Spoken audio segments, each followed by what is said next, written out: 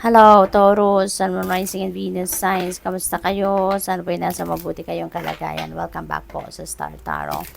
Kung bago kayo rito, welcome din kayo. Thank you for your support. I truly appreciate it. God bless you all, Taurus. Pauna mensahe po ninyo ay the sun. Napakaganda. Magliliwanag kayo ng buhay ninyo. The sun is going to shed its light in your life. No? At hindi lang ito sa iisang parte ng buhay ninyo. Could be in various areas of life. No? Kaya pwedeng ang kaganapan dito sa buhay ninyo, Taurus, talagang siguro kung meron kayong mga dark circumstances na pinagdadaanan, may mga problematic situations, this is the time that magliliwanag na ang lahat, masusolusyonan mo na, masusolve mo na kung ano man ang mga problema, And this is also a time for celebration, for success, diba? This is a time for vitality, for physical strength, yung ganon, Taurus. Kaya maganda to, no? Meron kayong mga success, no? Na makakamit sa ngayon, victory, mga ganon. King of Pentacles, holy moly, napakaganda nito pagdating sa pera, no, Taurus. Kasi King of Pentacles is very abundant and prosperous energy. So, maraming kaperahan ang pwedeng dumating sa inyo dito or baka meron na kayo nun. Baka ngayon, established na din yung inyong financial department, 'di ba, sa buhay ninyo. Si King of Pentacles also is very successful, no? Very na siya. Nasa tugatog na siya ng tagumpay pagdating sa kanyang money, career, and finances. Kaya, pwede na ang iba sa inyo, marami na talaga yung pera, kumbaga na-secured nyo na yung inyong financial future, no? Established na yung pinanggagalingan ninyo ng kaperahan, yung source of money ninyo, source of income ninyo, maaaring established na kayo dyan, diba?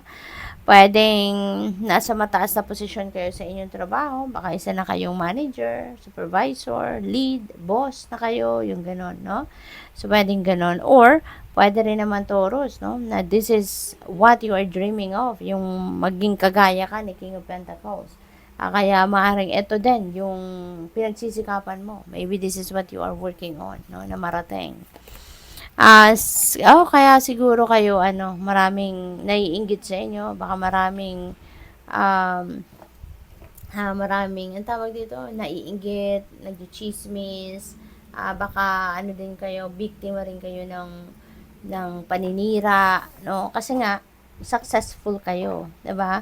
Maganda ang inyong buhay, maganda ang inyong estado sa buhay, kaya parang may mga taong naiinggit sa iyo, may mga taong hindi natutuwa na kayo ay successful.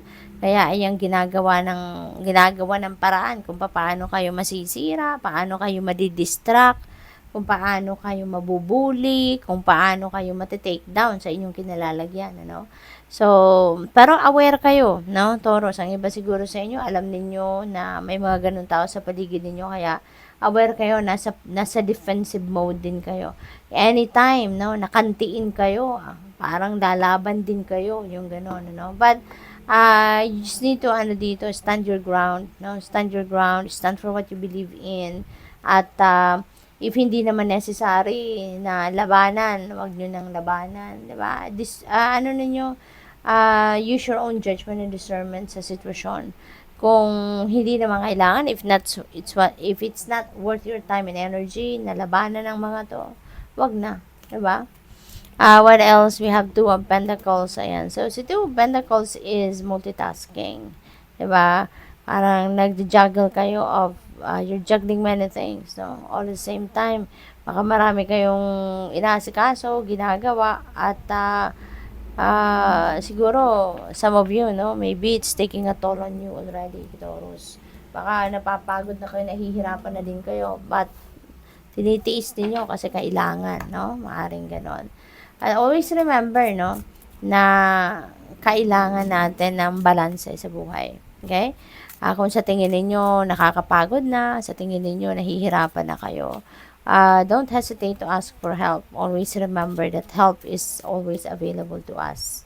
Baka kailangan lang natin humingi ng tulong, kailangan lang natin na humingi ng assistance sa iba. No? Yung ganon. Kasi kailangan lahat ng parte ng buhay natin na nabibigyan natin ng oras, lalo-lalo na yung pag-aalaga sa sarili natin. Self-care, no, should always be our first priority.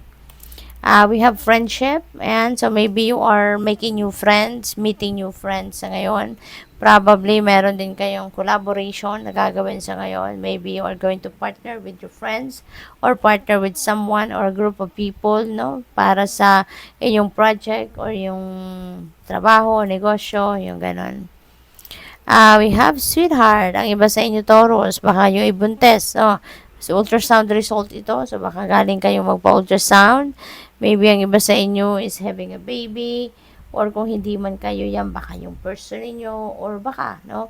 Baka kamag-anak ninyo, kaibigan, someone close to your heart, no? Baka ganon.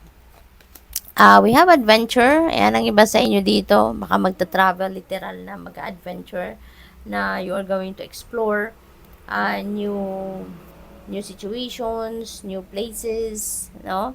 Baka talagang magta-travel kayo somewhere, no? Kaya mag-iingat kayo, lalo-lalo na sa panahon ngayon, mahirap yung nagta-travel ng, 'di ba, madalas at kailangan mag-ingat, no, habang para makapag-enjoy kayo ng 100% na enjoy kayo sa mga lakad niyo. Extra care kayo, okay? What else? We have strategy. Ayan, lahat magandang pinagpaplanuhan, magandang pinag-strategize, no? Before you embark on a new venture or a new endeavor, kung ano man ang gagawin ninyo, kailangan pagplanuhan ninyong maigi, no? So that you will be ready for anything. At saka kailangan planado ang bawat galaw ninyo, bawat step na titikin ninyo para, alam mo yun, hindi rin kayo magsasaya ng oras.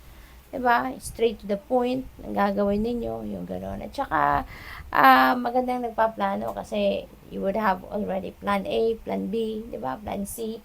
If plan A doesn't work, at least mayroon kayong plan B.